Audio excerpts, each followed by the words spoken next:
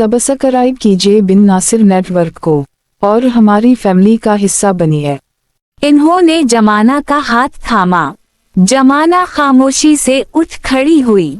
इसकी आंखों में शर्मिंदगी, नदामत और थोड़ी सी राहत घुल चुकी थी। कैंटीन की तरफ जाते हुए वो दिल ही दिल में खुद से वादा कर चुकी थी कि अब की बार वो वाकई बदल जाएगी। सफवान जब दोबारा अपनी लैब में दाखिल हुआ तो इसका चेहरा मुकम्मल तौर पर बदल चुका था। पारिस की आंखें हैरत से फैल गईं। ये वो चेहरा नहीं था जिसे वो अब तक सफवान समझता आया था। अब उसके सामने खड़ा शख्स कुछ और ही लग रहा था। सफवान का हकीकी रंग कदरे सानुला था, मगर वो किसी भी लिहाज से सूडान का मकामी नहीं लगता था। लेकिन मौजूदा मासिक में उसकी रंगत गहरी सियाह थी और वो एक खालिसतन हबशी नस्ल का लग रहा था। पारिस ने चंद लम्हे खामोशी से उसे घूरा, जैसे वो इसके वजूद के अंदर झांकने की कोशिश कर रहा हो। क्या साबिका चेहरा वाकई तुम्हारा अपना था, या वो भी कोई मासिक था? इसके लहजे में शक और उलझन दोनों नुमायां थे। अब उसके लिए यकीन करना मुश्किल हो गया था कि सफवान का असल चेहरा आखिर है कौन सा। सफवान ने हल्की सी मुस्कुराहट के साथ कहा, मैं पहले अपने असली चेहरे के साथ ही था। खैर, हमारे पास जाया करने के लिए वक्त नहीं है।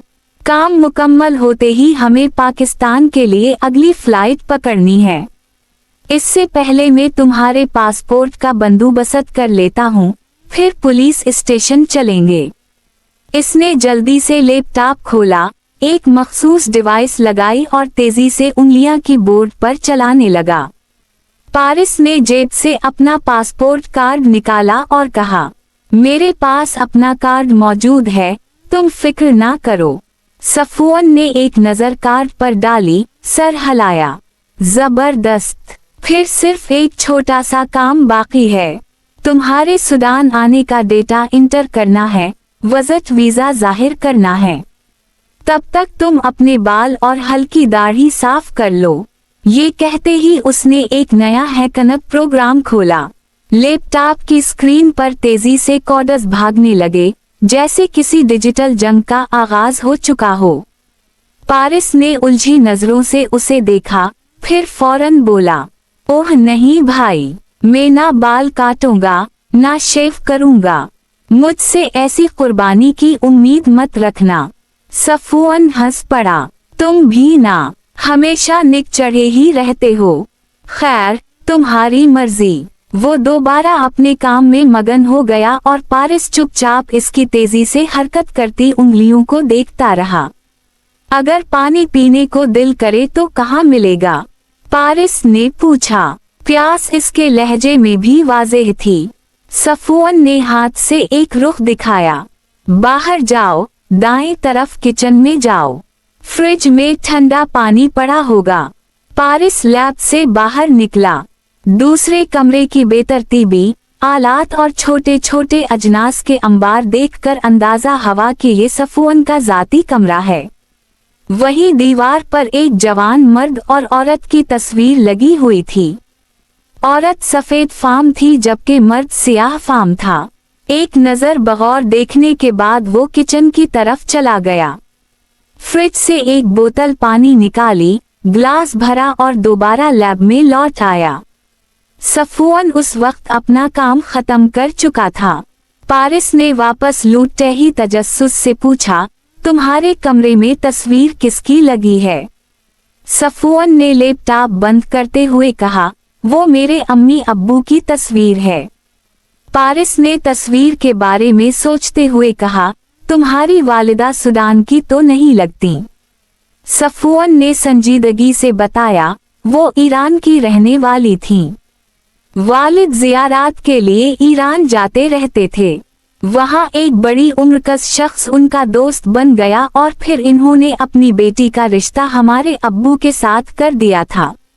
पारिस ने चौंक कर कहा, तो यही वजह है। मैं सोच रहा था कि सूडान के लोग तो सियाह फाम होते हैं। तुम सानुला कैसे हो गए? ये सवाल मेरे जहन में अटका हुआ था। सफवान हंसते हुए बोला, अब तो सवाल का जवाब मिल गया ना। चलो अपने मिशन की तैयारी करते हैं।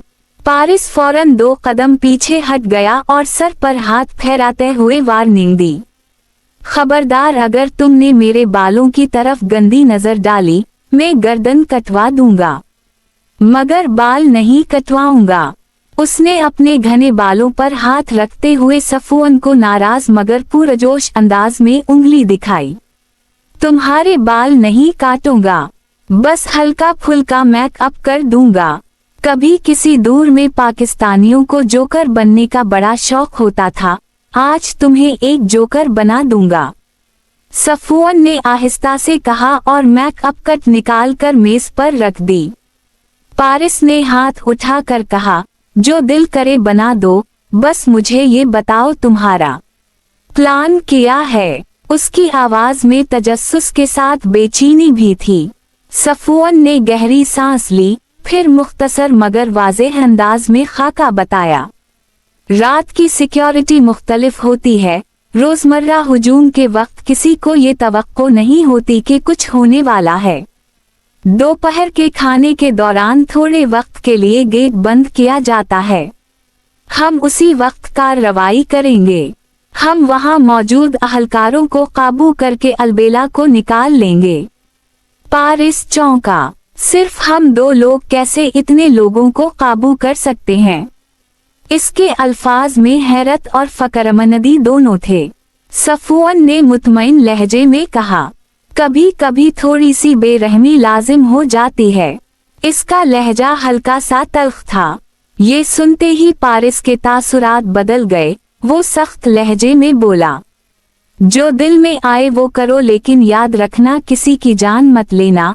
मैं कातिल नहीं बनना चाहता। इसकी तंबी में बेचैनी और अज़्म दोनों झलक रहे थे।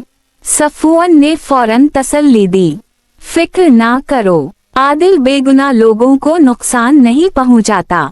शायद कुछ लोग जख्मी हों, मगर हम मजबूर हैं और मैं भी यही सोचता हूं कि जितना कम नुकसान इतना बेहतर।